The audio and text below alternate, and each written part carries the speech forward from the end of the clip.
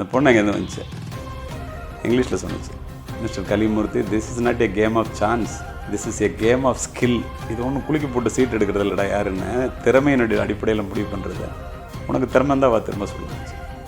Okay, ஒத்துட்டேன். திரும்ப tie ஆகிடக்கூடாதுன்னு 10 round கொடுத்துட்டேன். நான் வந்து உலகத்தில் உள்ள தெய்வங்கள் எல்லாத்தையும் நான் வேண்டிக்கிட்டு ஒரே மூச்சில் 10 ரவுண்டு சுட்டேன். அப்போல்லாம் ஒரு நாளைக்கு 20 ரவுண்டு ப்ராக்டிஸ் பண்ணுவேன். 10 ரவுண்டுக்கு 9 ரவுண்டு புல்லு, 1 ரவுண்டு இல்லை. அது மாதிரி நான் ப்ராக்டிஸில் கூட சுட்டது கிடையாது. கூட இருக்கிற அதிகாரிகள்லாம் நீ தான் ஃபஸ்ட்டு வருவ, as usual you are going to get the gold medal அப்படின்னா வந்து உட்காந்துட்டேன். அந்த பொண்ணு வந்து ஒரே மூச்சில் 10 ரவுண்டு சுட்டுச்சு, 10க்கு 10 புல். நான் தோற்றுட்டேன். நீங்கள் தோல்வியை பற்றி கேட்டிங்களா, நான் தோற்று போய்விட்டேன். இதை விட முக்கியமானது என்னென்னா, தோற்றோன்னே அப்படி துப்பாக்கி தூக்கி கீழே போட்டேன். அது வந்து அப்படி தொடச்சி எடுத்து கொடுத்துட்டு எனக்கு ஒரு சல்யூட் அடிச்சிச்சு. நான் டப்புன்னு எந்திரிச்சு நான் சல்யூட் அடிச்சுக்கேம்மா, நான் தான் உனக்கு சல்யூட் அடிக்கணும், நீ என்னை ஜெயிச்சிட்ட, நீ ஏமா எனக்கு சல்யூட் அடிக்கிறீங்க. அந்த பொண்ணு என்ன சொன்னிச்சு தெரியுமா? கலிமூர்த்தி அவர்களே, என்னிடம் தோற்றதற்காக நீங்கள் துளி கூட வருத்தப்படக்கூடாது. ஏன் தெரியுமா? உங்களிடம் 3 முறை தங்கப்பதக்கத்தை பறிகொடுத்த அச்சுதன் நாயரினுடைய மகள் நான். எப்படி இருக்கும் எனக்கு? பின்னாடி இருந்து எந்திரிச்சு வர்றாரு.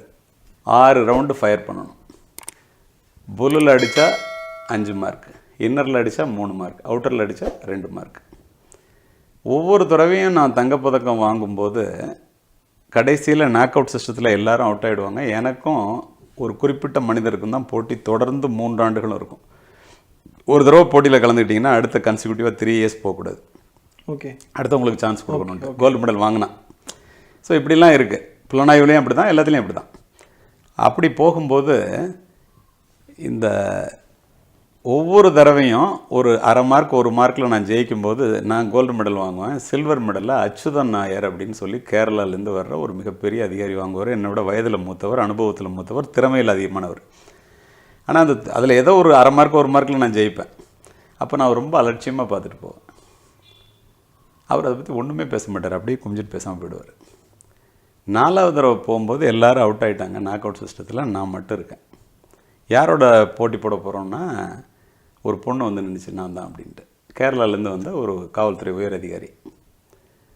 நான் உடனே 40 ஆண்டுகளுக்கு முன்னால் 3 முறை அகில இந்திய போட்டியில் தங்கப்பதக்கம் வாங்கினவனோட போட்டி போட்டு முதல் முறையாக வர்ற ஒரு பெண் துப்பாக்கி சுடுற விஷயத்துலலாம் வந்து ஜெயிக்கிறதுங்கிறது கற்பனையில் கூட நினைக்காத விஷயம். அதனால் அந்த பொண்ணை நான் ஒரு பயத்தை உண்டாக்கணும்னு நினச்சிட்டு, டாஸ்லாம் வேண்டாம், டாஸ் போடுவாங்க. டாஸ் என்னென்னா, டாஸ் போட்டால் யார் ஜெயிக்கிறாங்களோ அவங்க எதிரியினுடைய பலம் என்னன்னு தெரிஞ்சுக்கிட்டு நான் 2ஆவதாக சுடுறேம்பாங்க, கிரிக்கெட் மாதிரி. அதெல்லாம் ஒன்றும் வேண்டாம், நான் சுடுறேன் அப்படின்ட்டேன். அந்த பொண்ணு சுடுங்க நினச்சி நான் போய் 6 ரவுண்டு சுட்டேன். 5 ரவுண்டு புல்லு, 1 ரவுண்டு இன்னர். புரியறதுக்காக இதை இந்த சம்பவத்தை கொஞ்சம் மாடிஃபை பண்ணி சொல்கிறேன் நான். அந்த பொண்ணு அங்கேருந்து வந்துச்சு, அதுவும் சுட்டுச்சு. அதுவும் 5 ரவுண்டு புல்லு, 1 ரவுண்டு இன்னர். எனக்கு பெரிய ஆச்சரியம், இப்படி காம்பன்சேட் பண்ணாங்க. அது ஃபஸ்ட்டு தடவை அப்படி வர முடியாது. என்னோட இருக்கிற ஒரு பெரிய அதிகாரி சொன்னார், நீ அந்த டார்கெட்டை பாருன்னார். டார்கெட்டை பார்த்தா என்னுடைய துப்பாக்கி குண்டுகள் துளைத்ததை விட அந்த பெண்ணினுடைய துப்பாக்கி குண்டுகள் துளைத்தது மிகவும் நெருக்கமாக இருந்தது. குரூப்பிங்னு சொல்லுவோம். ஒன்னோட ஒன்று தொடர்புடையதா, என்னது அங்கங்கே தள்ளி தள்ளி இருக்குது. என்னை விட அந்த பொண்ணு நல்லா சுடுதுன்னு அங்கேயே தெரிஞ்சிட்டேன் நான். வரும்போது ஜட்ஜு கேட்டார், 2 பேரும் ஈக்குவல் மார்க்கு டாஸ் போட்டுடலாமான்னு கேட்டார். நான் உடனே எஸ்ன்னு. ஏன்னா டாஸ் போட்டாக்கா நம்ம தோத்தா கூட டாஸில் தோத்தோன்னு சொல்லிடலாம். வாழ்க்கையில் தோல்வியிலேருந்து தான் நம்ம பாடம் கற்றுக்க முடியும். வெற்றி நமக்கு வந்து அகங்காரத்தை உண்டாக்குனுச்சுன்னா அடியோடு அடிபட்டு போயிடுவோம் அப்படின்னு நான் கற்றுக்கிட்டேன்.